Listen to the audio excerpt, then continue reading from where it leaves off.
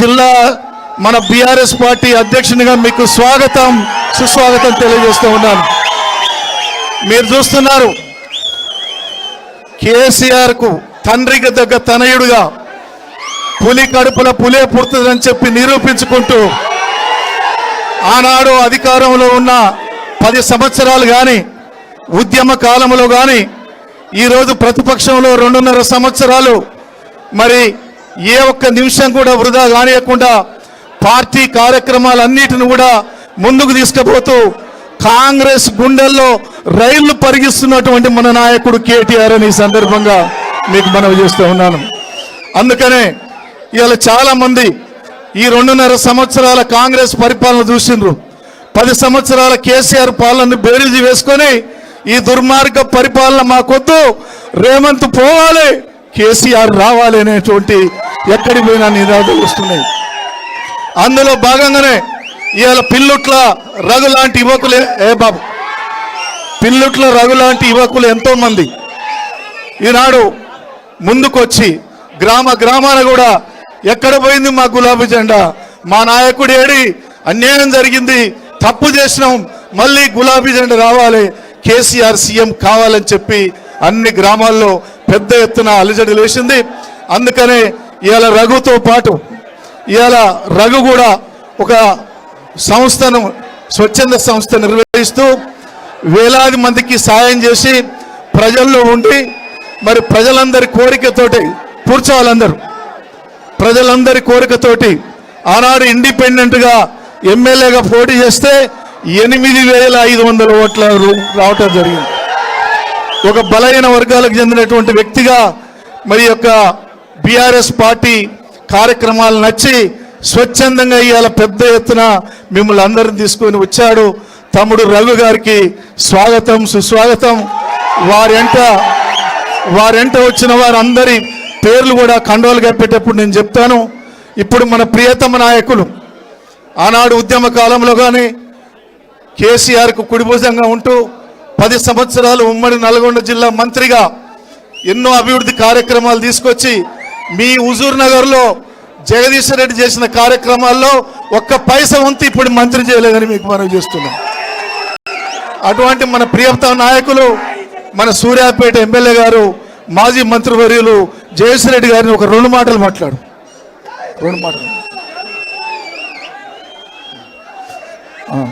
ఇప్పుడు గౌరవనీయులు ఆ నియోజకవర్గ రైట్ ఇప్పుడు మన రఘు గారికి వారితో వచ్చిన ముఖ్యులకు కండువాలు కప్తాం.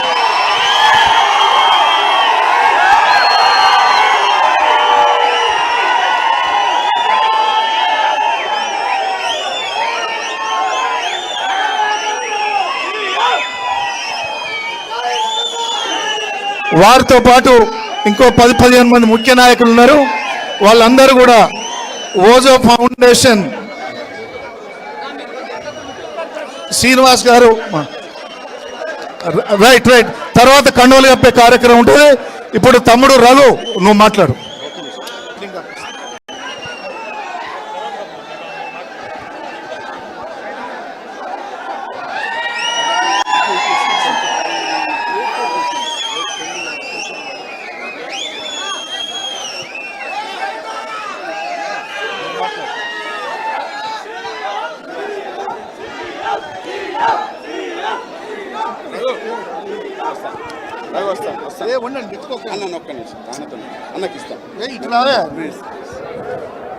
ఈయన పోగా నువ్వురా.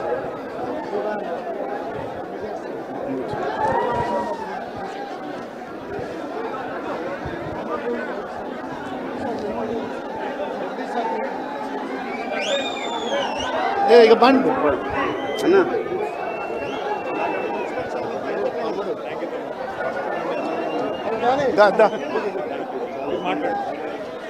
మీరు కూర్చోండి.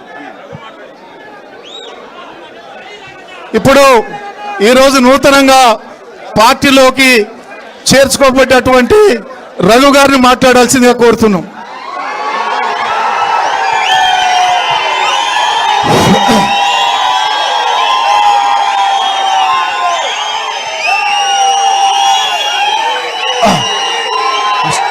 ఈ వేదిక మీద ఉన్నటువంటి యువ నాయకులు, మాజీ మంత్రివర్యులు, మన ఎమ్మెల్యే గారు యువకేటమైనటువంటి కేటీఆర్ అన్న గారికి, మరియు ఈ వేదిక మీద ఉన్నటువంటి ఉమ్మడి నల్గొండ జిల్లా అభివృద్ధి ప్రదాత అయినటువంటి మన జగదీష్ అన్న గారికి, ఈ వేదిక మీద ఉన్నటువంటి జిల్లా ఇన్ఛార్జ్ బడుగు బలహీన ఆశాజ్యోతి అయినటువంటి బడుగుల లింగయ్య గారికి, మరియు హుజూర్ నగర్ నియోజకవర్గ సమన్వయకర్తగా ఉన్నటువంటి ఒంటెద్దు నరసింహారెడ్డి గారికి, మరియు స్టేజ్ మీద ఉన్నటువంటి ఎమ్మెల్సీ మన రాకేష్ రెడ్డి అన్న గారికి, మరియు స్టేజ్ మీద ఉన్నటువంటి పెద్దలకి పేరు పేరు నా యొక్క ధన్యవాదాలు తెలియజేస్తా ఉన్నాను. ఈరోజు హుజూర్ నగర్ నియోజకవర్గం నుంచి ఒక స్వతంత్ర అభ్యర్థిగా ఉన్నటువంటి నేను గతంలో ఏ పార్టీలో లేను. మొట్టమొదటిసారి గత 4 సంవత్సరాల నుంచి ఒక పార్టీలోంచి వచ్చి ప్రజలకు సేవ చేయాలన్న ఆశయంతో ముందుకు పోవడం జరుగుతుంది. అప్పుడు కూడా ప్రయత్నం చేయడం జరిగింది. కేవలం మన ఇంటి పార్టీ, మన ఉద్యమ పార్టీ, మన రాష్ట్ర పార్టీ అయినటువంటి కేవలం బీఆర్ఎస్ పార్టీలు మాత్రమే జాయిన్ అవ్వాలన్న ఉద్దేశంతో చేయడం జరిగింది. ఈరోజు నాకు తెలంగాణ భవన్లో కాలు పెడుతున్నందుకు చాలా సంతోషంగా ఉంది. ఎందుకంటే నేను కూడా ఆచార్య ఎన్జీ రంగ అగ్రికల్చర్ యూనివర్సిటీ, ప్రొఫెసర్ జయశంకర్ యూనివర్సిటీలో వ్యవసాయ విద్య చదివినటువంటి విద్యార్థిని. ఆ రోజుల్లో ఉద్యమంలో పార్టిసిపేట్ చేయడం జరిగింది. దాని తర్వాత ఉద్యోగం చేస్తున్నప్పుడు కూడా గవర్నమెంట్ ఉద్యోగంలో ఎన్నో కార్యక్రమాలలో పార్టిసిపేట్ చేయడం జరిగింది. ఆ యొక్క స్ఫూర్తితోటి తప్పనిసరిగా హుజూర్నగర్ నియోజకవర్గంలో మన బీఆర్ఎస్ పార్టీ నుంచి ఎన్నో సేవా కార్యక్రమాలు చేయని ఆలోచనతోటి ముందుకు రావడం జరిగింది.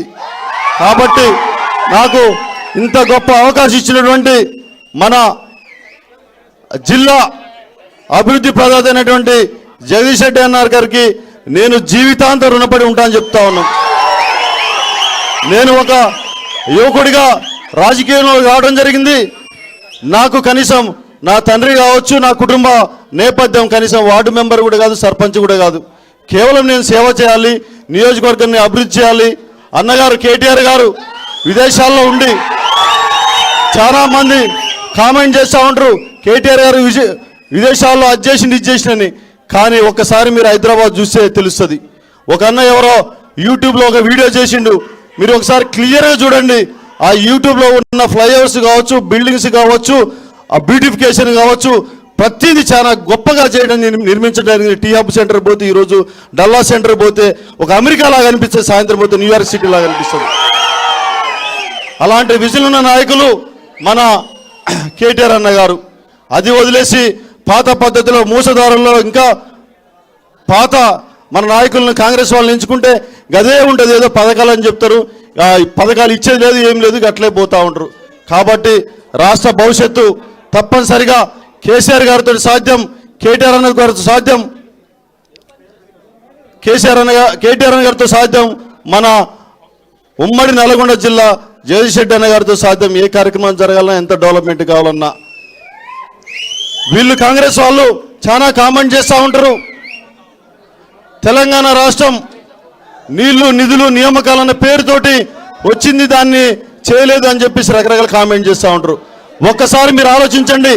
నీళ్ళనే గుర్తు చేసుకోవాల్సింది కాళేశ్వరం ఎక్కడో స్టార్ట్ అయిన కాళేశ్వరం మన సూర్యాపేట పెన్పాడు దాకా నీళ్ళు వస్తామని ఒకసారి గమనించాలని చెప్తా ఉన్నా.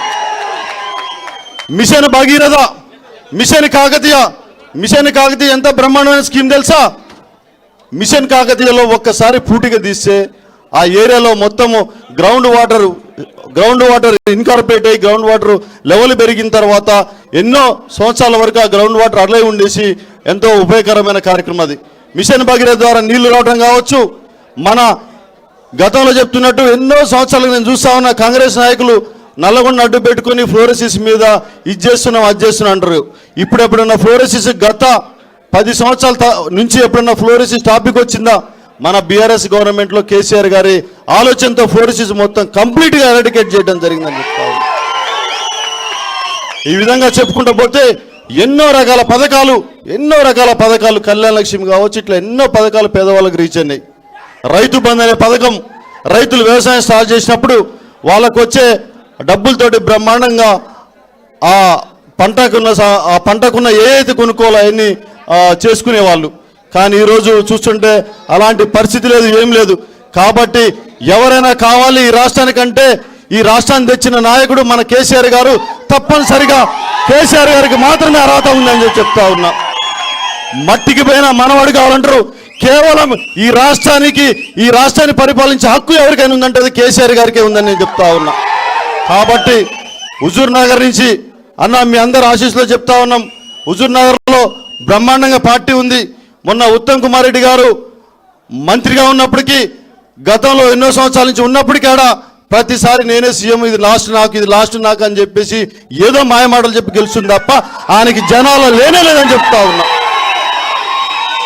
ఎప్పుడో 20 సంవత్సరాలు కట్టిన ఇల్లులు చూపిస్తారు, ఎప్పుడో 4 లిఫ్లేషన్ చూపిస్తారు. అది చెప్పుకొని పాపం పేద ప్రజలు మోసం చేసుకుంటూ పోతా ఉండు. ఆయన కార్యక్రమాన్ని నడిపించుకుని ఆయన ఢిల్లీలో ఎక్కడో కూర్చుకుంటా ఉన్నాడు. కాబట్టి తప్పనిసరిగా ఈసారి హుజూర్ నగర్లో మొన్న ఎలక్షన్లో అన్న మనకి ఎమ్మెల్యే ఎలక్షన్లో కేవలం కేసీఆర్ గారి ముఖం చూసి, కేవలం కేసీఆర్ గారు బీఆర్ఎస్ ముఖం చూసి, మీ ముఖం చూసి 74,000 ఓట్లు వచ్చినాయి. దాని తర్వాత సర్పంచ్ ఎలక్షన్లో మంత్రి గారు ఉన్నప్పటికీ ఆ ఓట్లు తగ్గాల్సింది పోయి ఇంకా 10,000 పెరిగి 83 ఓట్లకు చేరిందని చెప్తా ఉన్నా. అక్కడ 146 గ్రామ పంచాయతీలు ఉంటే దగ్గరగా 50% గ్రామ పంచాయతీలు, ఒక్కొక్క గ్రామ పంచాయతీ కనీసం 3,000, 4,000 పైన గ్రామ పంచాయతీ మొత్తం ఈరోజు బీఆర్ఎస్ సర్పంచ్ గెలవడం జరిగింది. కాబట్టి తప్పనిసరిగా ఈసారి 100% హుజూర్ నగర్ నుంచే మొట్టమొదటి బీఆర్ఎస్ గెలుపు స్టార్ట్ అయింది. మీ అందరు ఆశీర్వాదం ఉంటే ఎవరికి టికెట్ ఇచ్చినా, ఏ విధంగా ఎవరి ఆశీస్సులున్నా తప్పనిసరిగా అందరు కలిసి పనిచేసి నియోజకవర్గంలో పార్టీని బలోపేతం చేసేసి పార్టీ గెలుపుకి అందరం సహకరిస్తామని జయరేష్ రెడ్డి అన్నగారు ఆశీస్సులతోటి ముందుకు పోతామని చెప్పి తెలియజేస్తూ, జై తెలంగాణ, జై కేసీఆర్, జై కేటీఆర్, జై జగదీష్ అన్న నాయకత్వం, జగదీష్ అన్న నాయకత్వం. నాకు ఈరోజు ఇంత బలమైన పార్టీలో, ఇంత గొప్ప పార్టీలో, కన్నతల్ లాంటి పార్టీలో నన్ను జాయిన్ చేసుకున్నందుకు ప్రతి ఒక్కరికి, స్టేజ్ మీద ఉన్న ప్రతి ఒక్కరికి పేరు పైన రుణపడి ఉంటానని తెలియజేస్తూ నమస్కారం తెలియజేస్తున్నాను. ఇప్పుడు గౌరవనీయులు హుజూర్ నగర్ నియోజకవర్గ సమన్వయకర్త ఓ నరసింహారెడ్డి గారిని మాట్లాడాల్సిందిగా కోరుతున్నాం.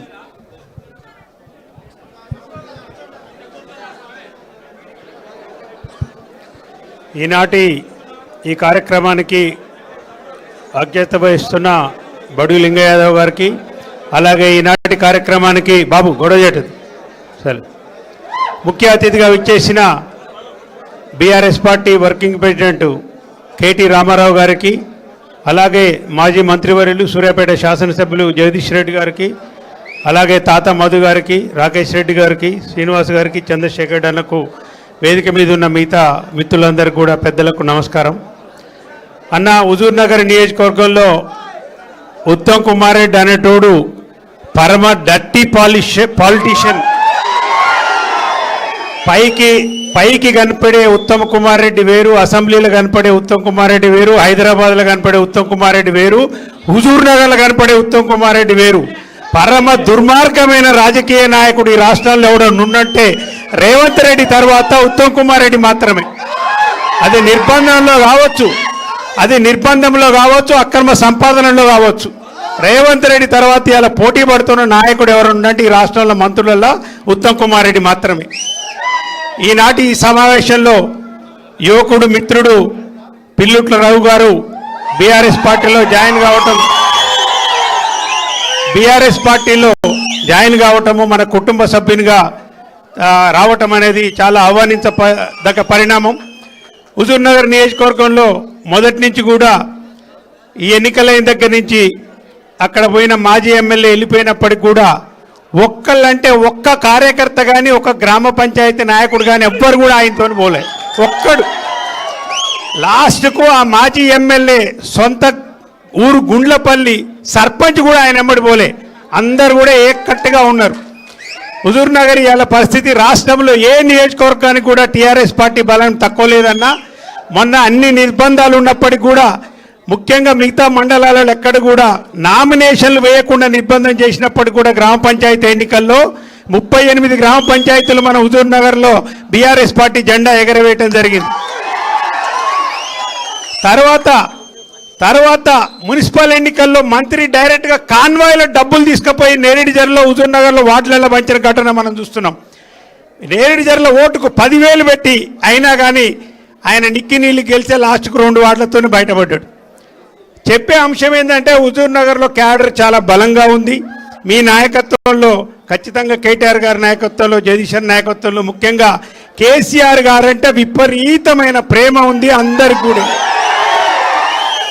ఎప్పటి నుంచో నేను పోయినప్పుడల్లా ప్రతి గ్రామంలో కానీ ప్రతి మండలంలో కానీ ఫస్ట్ వచ్చే రిక్వెస్ట్ ఏంటంటే సార్తో ఒక్క ఫోటో తీయించండి సార్, ఫోటో పెట్టుకొని ఉంటామన్నది వారి యొక్క రిక్వెస్ట్. మీ అందరి తరఫున నేనే చెప్తున్నా, సార్ని కూడా అడిగినాము. నల్లగొండ జిల్లాలో ఒక నియోజకవర్గాన్ని పిలిస్తే మాత్రం ఫస్ట్ హుజూర్ నగర్ పిలిస్తే నరసనాన్ని కూడా అందరి ముందు హామీ. కాబట్టి హుజూర్ నగర్ నియోజకవర్గం అనేది బీఆర్ఎస్ పార్టీకి చాలా బలమైన నియోజకవర్గం. ఖచ్చితంగా వచ్చే ఎన్నికల్లో, అసెంబ్లీ ఎన్నికల్లో గులాబీ జెండా ఎగరవేయటం ఖాయము.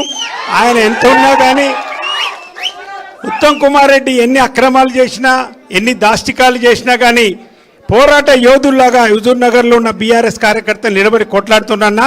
ఖచ్చితంగా ఈ సందర్భంగా మీకు ఒక మనవి, ఏదో ఒక టైంలో మీరు ఎప్పుడు టైం ఇచ్చినా కానీ ఒక్క మీటింగ్ హుజూర్ నగర్లో ఖచ్చితంగా మీరు రావాలని.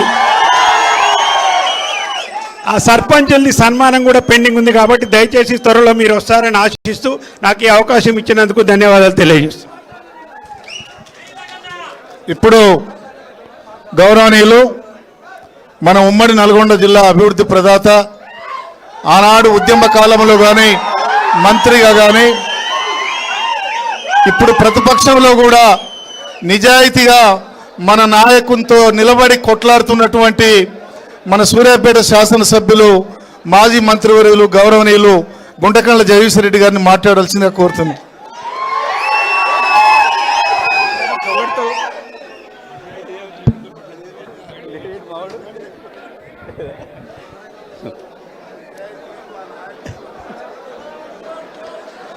జై తెలంగాణ, జై కేసీఆర్, జై కేటీఆర్.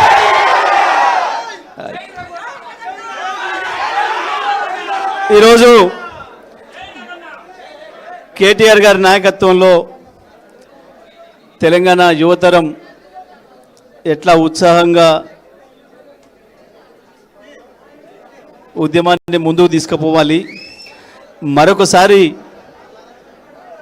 తెలంగాణ పునర్నిర్మాణ ఉద్యమానికి కేసీఆర్ గారు మొన్న ఏదైతే పిలిపించారో జగిత్యాల్లో, ఆ పిలుపుని అందుకొని మొట్టమొదటగా మేమే ప్రారంభం చేస్తాం. మళ్ళీ ఆనాడు సూర్యాపేటలో కాంగ్రెస్ను ఖతం కరో తెలంగాణ హాసిల్ కరో నినాదంతో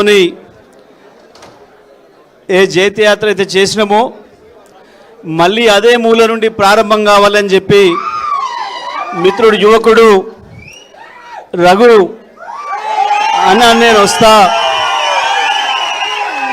తప్పకుండా కేసీఆర్ గారు ఏదైతే పిలిపించిండో తెలంగాణను మళ్ళీ మనం కాపాడుకోవాల్సిన సమయం వచ్చిందని చెప్పి కేసీఆర్ గారు ఏదైతే పిలిపించిండ్రో తప్పకుండా నేను కేటీఆర్ అన్న నాయకత్వంలో ఒక క్రమశిక్షణ కలిగిన సైనికుడిలాగా నేను పనిచేస్తానా అని చెప్పి తను చెప్పడం వెంటనే కేటీఆర్ గారి దృష్టిని తీసుకుపోతే తప్పకుండా మనం 27వ తారీఖు నాడు ప్లేనరీ జరుపుకోబోతున్నాం.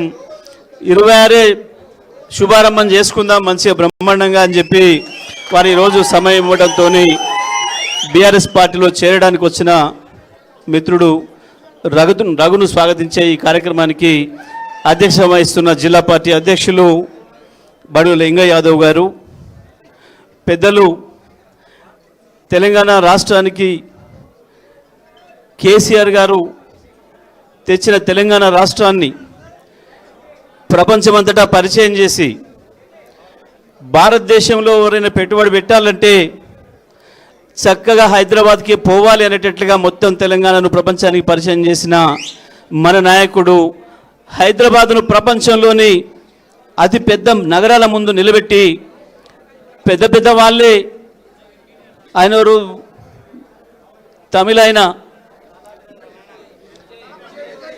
కాదు ఇంకా పెద్ద ఆయన ముసలాయన రజనీకాంత్ అనేట ఆయన వచ్చి అరే నేను హైదరాబాద్కి వచ్చినా పొరపాట్ల డల్లాసు పోయినా న్యూయార్క్ పోయినా నాకు అర్థం కావట్లేదు అని చెప్పి హైదరాబాద్ను చూసి పొగిడేంత గొప్పగా హైదరాబాద్ను తయారు చేసిన మన యువ నాయకుడు కేటీఆర్ గారికి హుజూర్నగర్ నియోజకవర్గ సమన్వయకర్త పెద్దలు సీనియర్ నాయకులు ఉద్యమ సహచరులు ఒంటేదు నరసింహారెడ్డి గారికి వేదిక మీద ఉన్న మిత్రులు ఎమ్మెల్సీ తాత మధు గారికి అదేవిధంగా రాకేష్ రెడ్డి గారికి మార్పెద్ది శ్రీనివాస్ గౌడ్ గారికి ఉద్యమ మిత్రులు ప్రవీణ్ రెడ్డి గారికి మిత్రులు పల్లె రవి గారికి మల్లికార్జున రెడ్డి గారికి వేదిక మీద ఉన్న మన విద్యార్థి విభాగం అధ్యక్షులు గెల్లి శ్రీనివాస్ గారికి ఇతర నాయకులకు పెద్దలు రావుల చంద్రశేఖర్ రెడ్డి గారికి అన్నిటికీ మించి గత 2.5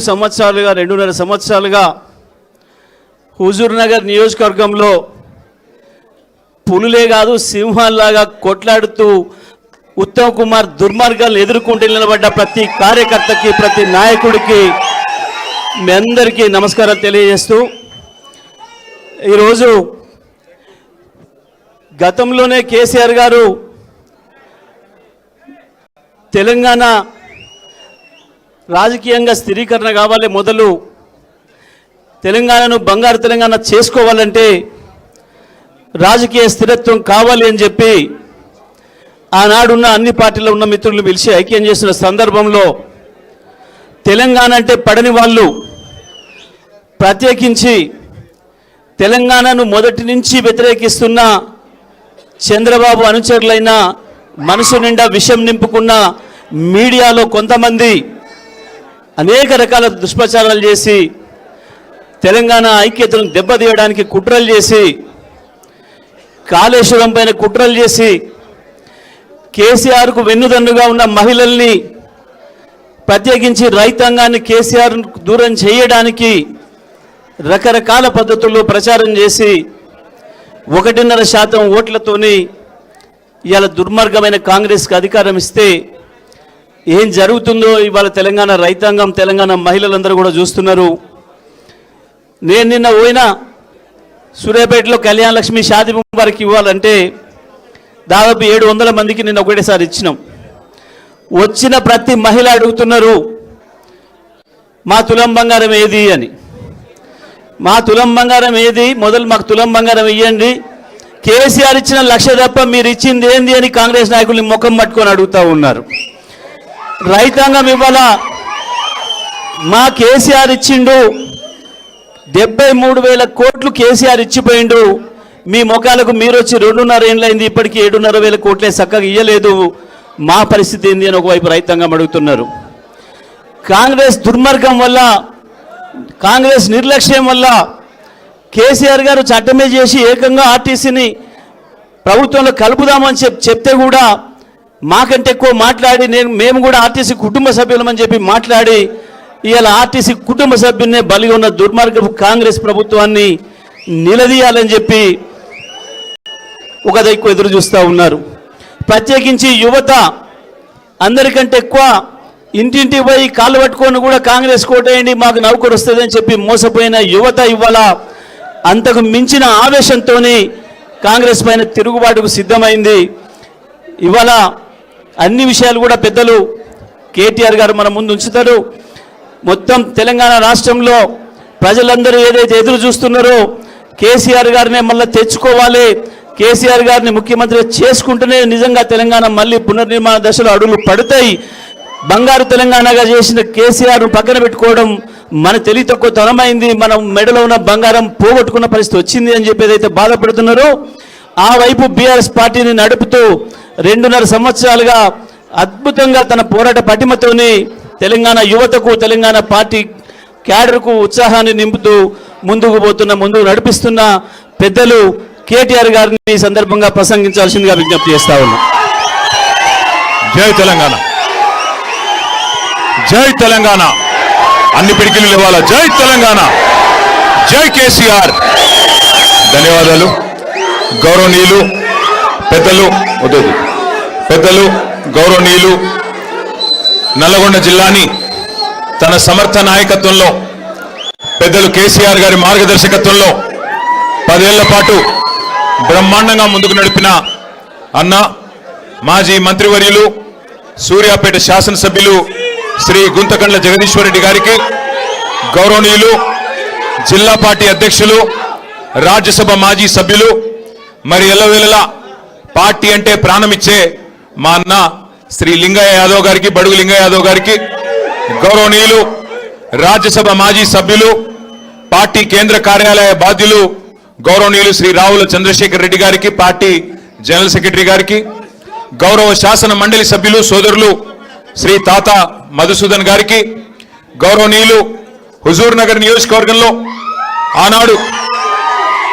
ఆనాడు మనం గెలిపించిన ఒక అనామకుడు ఎమ్మెల్యేగా అయిన తర్వాత పార్టీని కష్టాలలో వదిలిపెట్టి పోయినా అక్కడ మరి ఒక పెద్ద మనిషిగా సమన్వయకర్తగా సమర్థవంతంగా బాధ్యతలు నిర్వహిస్తున్న శ్రీ ఒంటెద్దు నరసింహారెడ్డి గారికి, తమ్ముడు శ్రీ రాకేష్ రెడ్డి గారికి, ఏనుగుల రాకేష్ రెడ్డి గారు మొన్ననే గ్రాడ్యుయేట్ ఎమ్మెల్సీ ఎన్నికల్లో పోటీ చేస్తున్నారు, స్వల్ప తేడాతో ఓడిపోయిన తమ్ముడు రాకేష్ రెడ్డి గారికి, అట్లాగే వేదిక పైన శ్రీ పల్లె రవికుమార్ గౌడ్ గారు, మల్లికార్జున రెడ్డి గారు, సోదరులు వెంకటేశ్వర రెడ్డి గారు, సోదరుడు ఉపేందర్ గారు, సోదరుడు గెల్లు శ్రీనివాస్ యాదవ్ గారు, సర్దార్ రవీందర్ సింగ్ గారు, అట్లాగే మార్పెద్ది శ్రీనివాస్ గౌడ్ గారు, మరి అందరినీ హుజూర్ నగర్ లో ఈరోజు వెంట పెట్టుకుని ఇంత ఎండాకాలంలో కూడా ఇంత పెద్ద ఎత్తున ముందుకొచ్చిన తమ్ముడు శ్రీ పిల్లుట్ల రఘు గారికి, అట్లాగే వారితో కదిలి వచ్చిన మా తమ్ముళ్ళకి, మా అక్క చెల్లెళ్ళకి, మరి మొదటి నుండి పార్టీ జెండా ఎత్తి దించకుండా పోరాటం చేస్తున్న మా భారతక్క లాంటి నాయకులకి పేరు పేరున అందరికీ, పత్రికా మిత్రులకి పేరు పేరున నమస్కారాలు. చాలా సంతోషంగా ఉంది మీరు ఇంత దూరం రావడం, అట్లాగే ఇంత బ్రహ్మాండంగా మరి పోరాట స్ఫూర్తితో దుర్మార్గ కాంగ్రెస్ ప్రభుత్వాన్ని, ఆ ప్రభుత్వంలో పనిచేస్తున్న మంత్రులు, ముఖ్యమంత్రిని మేము ఎదుర్కొంటాం, మీరు మాకు అండగా నిలబడండి అంటూ మీరు ఇక్కడ పోరాట స్ఫూర్తిని ఏదైతే ప్రదర్శిస్తున్నారో ముందుగా శిరస్సు వంచి మీకు నా అభినందనలు తెలియజేస్తా ఉన్నా. 2023 ఎన్నికల్లో ఆనాడు మనకు హుజూర్ నగర్ నియోజకవర్గంలో 70,000 ఓట్లు వస్తే తర్వాత జరిగిన పంచాయతీ ఎన్నికల్లో సంవత్సరంన్నర తర్వాత గెలిచిన ఎమ్మెల్యే, గతంలో ఎమ్మెల్యేగా పనిచేసిన వ్యక్తి వదిలిపెట్టి పోయినా మేము మాత్రం వదిలిపెట్టమంటూ గ్రామాన సింహాల మాదిరిగా పోరాటం చేస్తున్న మా తమ్ముల వల్లే, మా చెల్లెళ్ళ వల్లే ఏం జరిగింది అంటే పంచాయతీ ఎన్నికల్లో 14,000 ఓట్లు అదనంగా వచ్చినాయి. 70,000కు 84,000 అంటే మన బలం మరింత పెరిగింది తప్ప తగ్గలేదు. మనను వదిలిపెట్టిపోయిన వాళ్ళు, ఆ ఎమ్మెల్యే గారు ఎవరైతే ఉండేనో గతంలో వదిలిపెట్టిపోయినాడు, కనీసం సొంత ఊర్లో ఉన్న సర్పంచ్ గెలిపించుకోగలిగినాడా? అంటే పార్టీ నీడ నుండి పోతే ఏం జరుగుతుందో చెప్పడానికి ఇగో ఈ మీ హుజూర్ నగర్ మాజీ ఎమ్మెల్యేని గొప్ప ఉదాహరణ. ఈరోజు ఒక అనామకుడుగానే వచ్చినాడు, రేపు అనామకుడుగానే మిగిలిపోతాడు తప్ప ఏమీ అయ్యేది లేదు.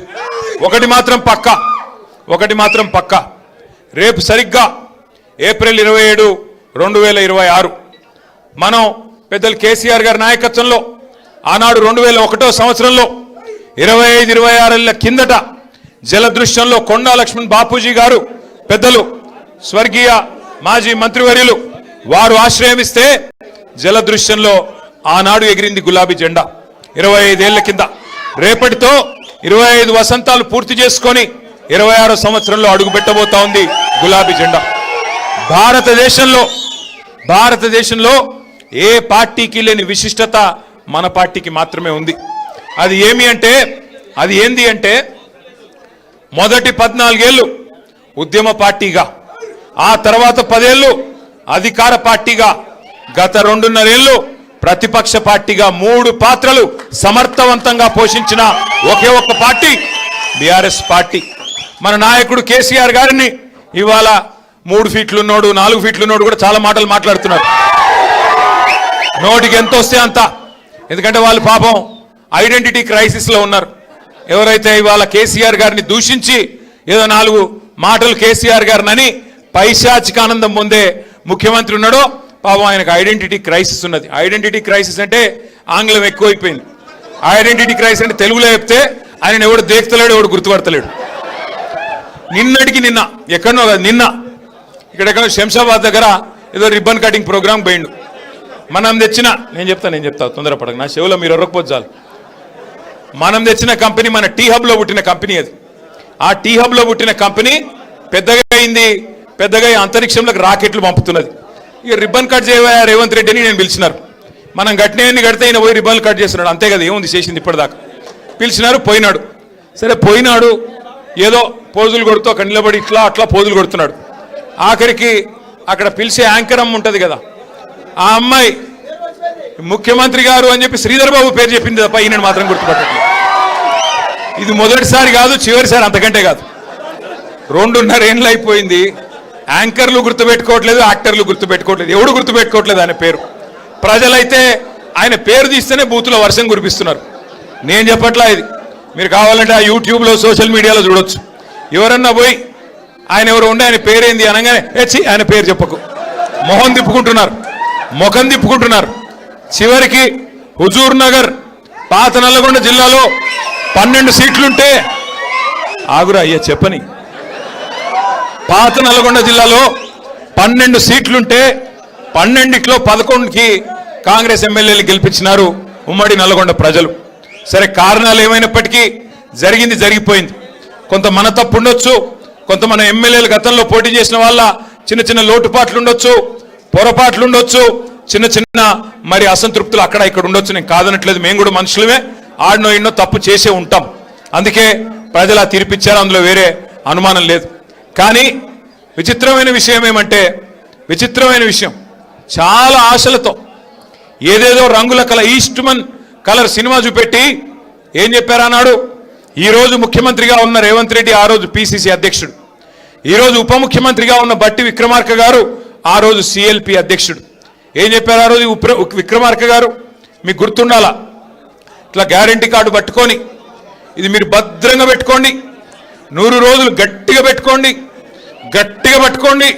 99 రోజులు అయిపోయి 100వ రోజులకు అడుగు పెట్టంగానే మా కాంగ్రెస్ వాళ్ళు వస్తారు, దాన్ని తీసుకొని ఒక్కొక్కరికి మీకు అన్ని బ్రహ్మాండంగా 100 రోజుల లోపలే అన్ని పథకాలు అమలు చేస్తామని చెప్పి ఆయన ఉంటాడు కదా, ప్రముఖ సినిమా యాక్టర్ కమల్ హాసన్ మించిన యాక్టర్లు ఒక్కొక్కడు కాంగ్రెస్లో బ్రహ్మాండమైన యాక్టింగ్ చేసినారు. కార్డులు భద్రంగా పెట్టుకోండి అన్నారు. జేమ్స్ బాండుల మాదిరిగా బాండ్ పేపర్లు రాసిచ్చినారు. బాండ్ పేపర్లు రాస్తున్నాం, ఇదిగో 100 రూపాయల స్టాంప్ పేపరు, దేవుడు కాడ పెడుతున్నాం, ఒట్టు పెడుతున్నాం, నమ్మండి దేవుడి మీద ఒట్టు అన్నారు. ఎన్ని మాటలు చెప్తే ఇవాళ నేను అడుగుతా ఉన్నా బట్టి విక్రమార్క గారిని, భద్రంగా పెట్టుకోమంటివి కదా కార్డులు, భద్రంగా 100 రోజులు పెట్టుకోమంటివి కదా, మరి 1000 రోజులు అయ్యేందుకు వచ్చే ఇప్పుడు ఎక్కడ పెట్టుకోవాలా కార్డులు? మరి ఏం చేయాలా? ఇక ఎంత సిగ్గులేని నీతి మాలిన మనుషులంటే కాంగ్రెస్ నాయకులు. ఏమైందయ్యా, 100 రోజులు 6 గ్యారంటీలు అంటారు కదా, 420 హామీలు ఇస్తారు కదా, 13 డిక్లరేషన్లు చెప్తారు కదా, రైతులకు రైతు డిక్లరేషన్, ఎస్సీ ఎస్టీలకు ఎస్సీ ఎస్టీ డిక్లరేషను, బీసీలకు బీసీ డిక్లరేషను, మహిళలకు మహిళా డిక్లరేషను, యువజనులకు యువజన డిక్లరేషను, మైనారిటీలకు మైనారిటీ డిక్లరేషను, ఎంతొస్తే అంత 420 అడ్డమైన హామీలు, అభయహస్తం అనే పుస్తకం మీ మేనిఫెస్టో పెడితిరి కదా, ఏమైంది మరి 100 రోజుల ముచ్చట అని ముఖ్యమంత్రి గారిని అడిగితే ఆయన ఏమంటున్నాడు ఎరికేనా? ఎంత కండలు తిరిగిన వస్తాదైనా 3 నెలల్లో పిల్లలు పుట్టిస్తాడా అని మాట్లాడుతున్నాడు. సరే ముఖ్యమంత్రి గారు నువ్వు చెప్పింది కరెక్టే, 3 నెలల్లో పిల్లలు పుట్టారు, ఓకే, మేము కూడా ఒప్పుకుంటాం, మాకు కూడా తెలుసు, కూర్చున్న వాళ్ళందరికీ తెలుసు, రాష్ట్రంలో అందరికీ తెలుసు. 3 నెలల్లో పిల్లలు పుట్టపోతే పర్వాలేదు, కానీ 30 నెలల్లో పిల్లలు పుట్టపోతే నిన్నేమనాలి? మరి ఏమనాలన్నా నేను అనట్లేదు, 30 నెలలే ఇంకా నువ్వు చెప్పిన ఒక్క హామీ అమలు కాకపాయ ఏమనాలి మరి నిన్ను? నేను అనలేదా, మళ్ళీ మీరు అనాల. నేనేమంటున్నా అంటే మాటలేమో ఆకాశాన్ని అంటే మాటలు, డైలాగులు, సినిమా డైలాగులు చూస్తే మరి కింద పనేమో ఏమీ లేదు, హల్లికి హల్లి, సున్నకు సున్నా. ఇక మీ ఉత్తమ్ కుమార్ రెడ్డి గారు ఉన్నారు, 6.5 ఫీట్లో 7 ఫీట్లో ఉన్నాడు. ఏమి లాభం? ఆ కృష్ణా నీళ్లు తాగి బాగానే పెరిగిండు వాటంగా, కానీ ఏమి చేసిందేమి? అప్పట్లో డైలాగ్ కొట్టినాడు ఉత్తమ్ కుమార్ రెడ్డి, మీకు యాదికుండాలా? ఏమన్నాడు? నేను కేసీఆర్ని దించేదాకా గడ్డమే దియ్య అన్నాడు. నేను అప్పుడే చెప్పిన, గడ్డం పెంచుకుంటే సన్నాసులు కలిసిపోతావు, ఏమి కాదు నీతోనండి.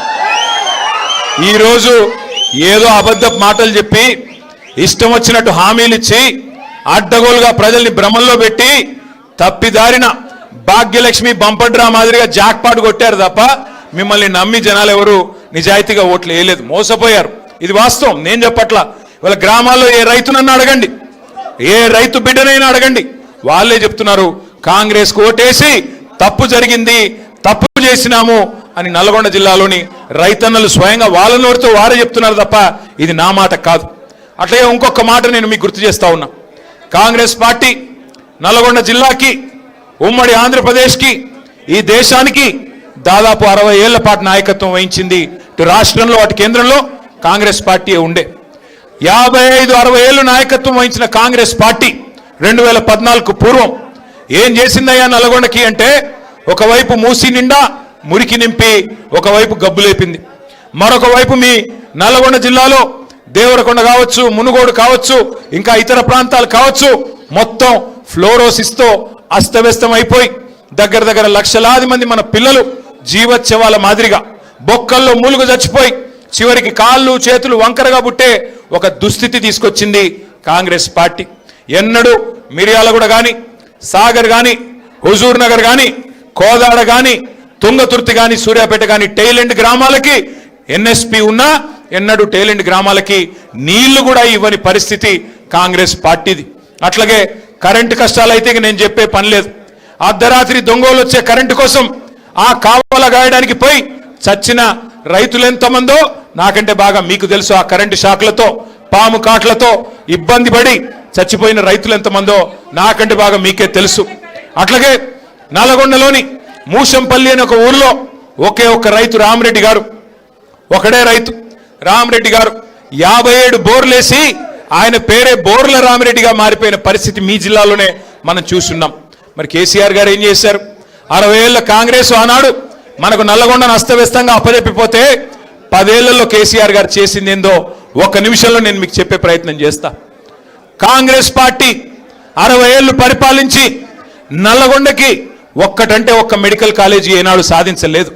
అదే కేసీఆర్ గారు కేవలం 10 ఏళ్లలోనే 1 కాదు 3 మెడికల్ కాలేజీలు మీ జిల్లాలో పెట్టిన ఘనత నల్లగొండలో, సూర్యాపేటలో, భువనగిరిలో మన నాయకుడు కేసీఆర్ గారిది. యాదగిరి లక్ష్మీ నరసింహస్వామి మీ అందరికీ కూడా, అంటే మీ దగ్గర కొద్దిగా జాన్పాడు పోతారు ఎక్కువ సైదులు, అంతే కదా, దర్గాకు పోతారు. కానీ అటు పక్కన భువనగిరి ఆలేరు కాడికి పోతే మొత్తం యాదగిరి లక్ష్మీ నరసింహస్వామి ఆరాధ్య దైవం లక్షలాది మందికి. అట్లాంటి లక్ష్మీ నరసింహస్వామి దేవస్థానాన్ని ఎవరు పట్టించుకోలేదు గత 60 ఏళ్లలో. కానీ కేసీఆర్ గారు వచ్చిన తర్వాత 1800 కోట్ల రూపాయలతో ఇవాళ భారతదేశానికే తలమానికమైన ఒక అత్యద్భుతమైన పుణ్యక్షేత్రాన్ని మీ జిల్లాలో నిర్మాణం చేసింది కేసీఆర్ గారి ప్రభుత్వం.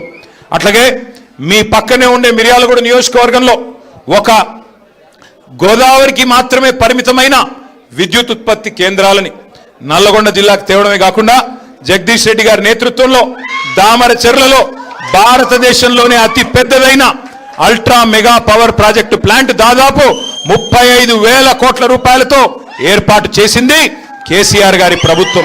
అట్లాగే అన్నింటికి మించి రైతు బంధు లాంటి పథకాలిచ్చి ఫ్లోరోసిస్ ని రూపుమాపే మిషన్ భగీరథ లాంటి కార్యక్రమం చేసి చివరికి మీ టైలెండ్ గ్రామంలోని ప్రతి చివరి మడిదాకా నీళ్ళిచ్చి భారతదేశంలో తెలంగాణ వరిధాన్యం ఉత్పత్తిలో నెంబర్ 1 అయితే పంజాబ్ని, హర్యానాని తలదన్ని మరి ఉమ్మడి తెలంగాణలోని ఉమ్మడి జిల్లాల్లో నెంబర్ 1 జిల్లా ఎక్కడ ఉంది వరిధాన్యం ఉత్పత్తిలో అంటే మీ నల్గొండ జిల్లాగా నిలబెట్టింది కేసీఆర్ గారి నాయకత్వం. ఏం చేసిండయ్యా కేసీఆర్ అంటే, ఇవాళ ఇంతున్నోడు అంతున్నోడు ఎవడు పడితే వాడు ఏది పడుతుంది మాట్లాడుతున్నాడు. ఏం చేసిండు కేసీఆర్ గారు? ఒకడు అంటాడు అప్పుల పాలు చేసిపోయినాడు కేసీఆర్ అంటాడు.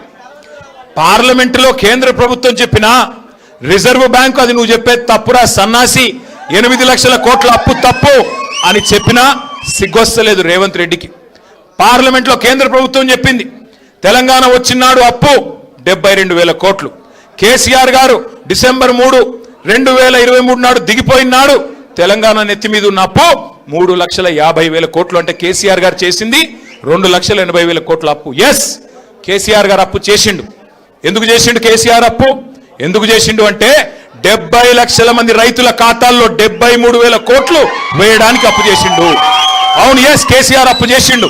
1000 గురుకుల పాఠశాలలు పెట్టి మన ఎస్సీ, ఎస్టీ, బీసీ, మైనారిటీ పిల్లలకు 6.5 లక్షల మందికి విద్యా బుద్ధులు చెప్పించేదానికి అప్పు చేసిండు కేసీఆర్. ఎస్, గతంలో కేసీఆర్ లేకముందు, కేసీఆర్ రాకముందు మొత్తం రాష్ట్రంలో ఉమ్మడి తెలంగాణలో ఆనాడు 5 మెడికల్ కాలేజీలు కూడా లేకపోతే వాటిని 32 కాలేజీలు చేయడానికి, మెడికల్ కాలేజీలు 32 నర్సింగ్ కాలేజీలు పెట్టడానికి జిల్లాలో, ప్రతి జిల్లాలో పేదల కోసం వైద్య విద్య, నర్సింగ్ విద్య అందించడానికి 32 మెడికల్ కాలేజీలు, 32 నర్సింగ్ కాలేజీలు కట్టించడానికి అప్పు చేసినాడు. ఎస్, కరెంటు కష్టాలలో కాంగ్రెస్ వదిలిపెట్టిపోతే ఇవాళ మీ నల్లగొండలోని అల్ట్రా మెగా పవర్ ప్రాజెక్టు దామరచరణలో కట్టి 24 గంటల వెలుగు జిలుగుల తెలంగాణగా నిలపడానికి, విద్యుత్ కష్టాలను తొలగించడానికి ఒక్క విద్యుత్ రంగం మీదనే 1,00,000 కోట్లు ఖర్చు పెట్టిండు కేసీఆర్. ఎస్, రైతన్నల కోసం ఫ్రీ కరెంట్ ఇచ్చేదానికి, 24 గంటలు ఇచ్చేదానికి 10 ఏళ్లలో 50,000 కోట్లు ఖర్చు పెట్టిండు కేసీఆర్. ఎస్,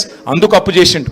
అట్లాగే కాళేశ్వరం అనే ప్రాజెక్టు మీ తుంగతుర్తికి, మీ సూర్యాపేటకి, మీ కోదాడలోని చివరి మడిదాకా నీళ్లు వస్తున్నాయి ఇవాళ గోదావరి నీళ్లు అంటే దానికి కారణం కాళేశ్వరం కాదా? అగోగా కాళేశ్వరం కట్టడానికి 94,000 కోట్లు ఖర్చు పెట్టిండు కేసీఆర్. ఎస్, కేసీఆర్ అప్పు చేసిండు. కేసీఆర్ చేసిన ప్రతి అప్పు తెలంగాణకు పెట్టుబడిగా మారింది. తెలంగాణ భవిష్యత్ తరాల కోసం ఒక బంగారు బాట వేసింది, బంగారు పునాది వేసింది. నేను అడుగుతా ఉన్న రేవంత్ రెడ్డిని, మరి నువ్వు వచ్చి 2.5 ఏళ్ళైంది. మొన్ననే బడ్జెట్ సమావేశాల్లో రేవంత్ రెడ్డి చెప్తా ఉన్నాడు, నా ప్రభుత్వం వచ్చినాక 3,70,000 కోట్లు అప్పు చేసిన అన్నాడు. అంటే కేసీఆర్ గారు 10 ఏళ్లలో సంవత్సరానికి 28,000 కోట్లు అప్పు చేస్తే ఈ మొనగాడు 2.5 ఏళ్లలోనే 3,70,000 కోట్లు అప్పు చేసినాడు. మరి నేను అడుగుతా ఉన్నా రేవంత్ రెడ్డి గారు, 3,70,000 కోట్లు అప్పు చేస్తేవి రైతు బంధు ఇచ్చినావా? కనీసం రైతు బంధు వచ్చిందా? కౌలు రైతులకు రైతు బంధు వస్తున్నదా? రుణమాఫీ సంపూర్ణంగా జరిగిందా? పెన్షన్ 4,000 అయ్యిందా? అత్తలకు 4,000, కోడలకు 2,500 వస్తుందా? తులం బంగారం వస్తుందా? స్కూటీలు వస్తున్నాయా? విద్యా భరోసా కార్డులు వచ్చినాయా? 10వ తరగతి పాస్ అయితే 10,000 రూపాయలు వచ్చిందా? 12వ తరగతి పాస్ అయితే 15,000 రూపాయలు వచ్చిందా? డిగ్రీ పాస్ అయితే 1,00,000 అన్నాడు వచ్చిందా? పీజీ పాస్ అయితే 5 లక్షలు అన్నాడు వచ్చిందా? మరి ఏం బీకినావని అడుగుతా ఉన్నా. ఏంది నువ్వు చేసింది? ఏంది నువ్వు చేసింది 2.5 ఏళ్లలో? ఢిల్లీకి మూటలు మోయడం తప్ప. మొన్న అంటున్నాడు రేవంత్ రెడ్డి గారు, నేను మారిన మనిషిని అంటున్నాడు. నేను మారిన మనిషిని. అవును, మారావు. తెలంగాణ రాకముందేమో, తెలంగాణ వచ్చిన కొత్తలో టీడీపీలో ఉన్నప్పుడేమో 50 లక్షలు మోసేటోడు బ్యాగులో, ఇప్పుడు 1,000 కోట్లు మోస్తున్నాడు. అంతే తేడా. మారింది ఏంటి అంటే బ్యాగు మారింది, మనిషి వాడే, బ్యాగు మాత్రం మారింది. అట్లాగే ఈ మధ్యన ఇంకో డైలాగ్ కొడుతున్నాడు. ఈయనంట కర్ణుడు లాంటోడంట రేవంత్ రెడ్డి లాడు. కరెక్టరా నాయన, నువ్వు కర్ణుడువే. ఎన్నికలకు ముందేమో దానవీర శూర కర్ణ, ఎన్నికలకు ముందు దానవీర శూర కర్ణ, ఇది ఇస్తా అది ఇస్తా, మీరు బ్యాంకుకి లగెత్తుకొని పోయి 2 లక్షలు తీసుకోండి, నేను వచ్చి రాగానే మాఫీ చేస్తా, ఆడోళ్ళందరికీ తులం బంగారం ఇస్తా, నెలకు 2,500 ఇస్తా, 1,00,000 మందిని కోటీశ్వరులు చేస్తా, బీసీలకు 1,00,000 కోట్ల బడ్జెట్, మైనారిటీలకు సప్లాను, బీసీలకు సప్లాను. ఎలక్షన్లకు ముందు దానవీర శూర కర్ణ, ఎలక్షన్లు అయిపోయినాక కుంభకర్ణ. దున్నపోతులాగా నిద్రపోవడం తప్ప, ఢిల్లీకి ట్రిప్పులు వేయడం, ఎక్కే విమానం దిగే విమానం తప్ప ఏంది నువ్వు చేసింది? అందుకే ఉత్తమ్ కుమార్ రెడ్డి, రేవంత్ రెడ్డి వాళ్ళిద్దరికీ తెలుసు, ఎన్నిక ఎప్పుడొచ్చినా వీపు చింతపండు అవుతుంది తెలంగాణ ప్రజల చేతుల్లోనే మాట తెలుసు. అందుకే ఇవాళ రకరకాల కుట్రలు చేస్తూ ఉన్నారు, రకరకాల కుట్రలు చేస్తూ ఉన్నారు, రకరకాల ఎత్తుగడలు, రకరకాల కుటిల ప్రయత్నాలు. ఎన్ని చేసినా ఒకటి మాత్రం పక్కా, ఈసారి వచ్చే శాసనసభ ఎన్నికలు సాధారణ ఎన్నికలు కాదు. వచ్చే శాసనసభ ఎన్నికలు కేసీఆర్ ని తిరిగి తెచ్చే ఎన్నికలు, కేసీఆర్ గారిని తిరిగి ముఖ్యమంత్రి చేసే ఎన్నికలు మాత్రమే. అందుకే మా సోదరుడు పిల్లుట్ల రఘు గారు ఈరోజు బ్రహ్మాండంగా పెద్ద ఎత్తున వేలాది మందితో ఇవాళ ఏదైతే పార్టీలో చేరుతా ఉన్నారో వారికి హృదయపూర్వకంగా స్వాగతం సుస్వాగతం చెబుతూ అట్లాగే వారితో వచ్చిన ప్రతి ఒక్కరితో కూడా నా ప్రార్థన ఆగరా అయ్యా నువ్వు ఆగు తొందరపడు జాగ్రత్తగా ఒక నిమిషం మీరు చాలా దూరం నుంచి వచ్చినారు తమ్ముడు ఆగమ చాలా దూరం నుంచి వచ్చినారు చాలా పాపం కష్టపడి వచ్చినారు మీ అందరినీ కలుస్తాను నేను కానీ ఒక్కొక్కరికి వస్తే అందరం కలుద్దాం తొందర ఏమీ లేదు కలిసి అందరం బ్రహ్మాండం కలుసుకొని బయలుదేరుదాం జై తెలంగాణ